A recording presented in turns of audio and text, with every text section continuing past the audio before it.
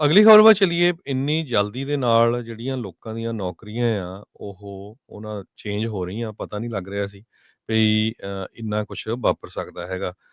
ਪਹਿਲਾਂ ਦੇਖ ਲਓ ਵੀ ਜੋ ਟੈਕਸੀ ਬਿਜ਼ਨਸ ਆ, ਉਸ ਨੂੰ ਊਬਰ, ਲਿਫਟ ਨੇ ਕਿੱਦਾਂ ਆਊਟ ਕਰ ਦਿੱਤਾ ਅਤੇ ਹੁਣ ਊਬਰ, ਲਿਫਟ ਨੂੰ ਵਾਈਮੋ ਜਿਹੜੀ ਆ, ਵੇਮੋ, ਉਹ ਆਊਟ ਕਰਨ ਜਾ ਰਹੀ ਹੈਗੀ ਆ।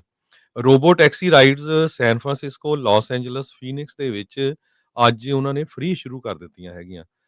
ਵੇਮੋ ਦੇ ਉੱਤੇ ਤੁਸੀਂ ਰਾਈਡ ਲੈ ਸਕਦੇ ਆ ਅਤੇ ਉੱਥੇ ਏਅਰਪੋਰਟ ਤਾਈਂ ਤੁਹਾਨੂੰ ਉਹ ਪਹੁੰਚਾਊਗੇ। ਰਾਈਡ ਹੇਲਿੰਗ ਕੰਪਨੀ ਆ। ਕੰਪਨੀ ਨੇ ਇਹ ਕਿਹਾ ਵੀ ਜਿਹੜੇ ਟ੍ਰਿਪਸ ਹੈਗੇ ਆ San Francisco, Phoenix, Los Angeles markets 'ਚ when a freeway route is meaningfully faster. ਇਸੇ ਤਰ੍ਹਾਂ ਵਾਈਮੋ ਨੇ ਇਹ ਵੀ ਕਿਹਾ ਵੀ ਅਸੀਂ ਸੈਨ ਹੋਜ਼ੇ, ਕੈਲੀਫੋਰਨੀਆ ਦੇ ਵਿੱਚ ਵੀ ਐਕਸਪੈਂਸ਼ਨ ਕਰ ਰਹੇ ਹਾਂ।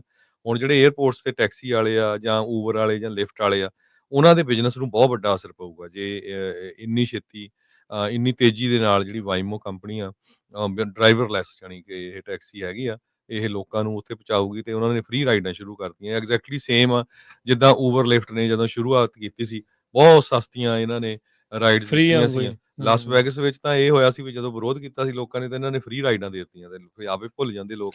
ਅਲਫਾਬੈਟ ਓਨਡ ਵਾਈਮੋ ਜੋ ਹੈਗੀ ਆ, ਸੋ ਉਹਨਾਂ ਨੇ ਕਿਹਾ ਆ ਵੀ ਅਸੀਂ ਬਹੁਤ ਤੇਜ਼ੀ ਦੇ ਨਾਲ ਇਸ ਬਿਜ਼ਨਸ ਦੇ ਵਿੱਚ ਫੈਲ ਰਹੇ ਹੈਗੇ ਆ।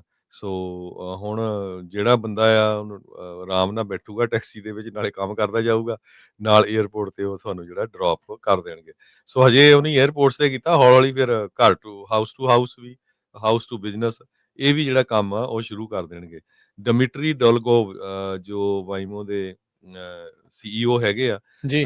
ਉਹਨਾਂ ਨੇ ਇਹ ਅਨਾਊਂਸ ਕੀਤਾ it took time to do it properly.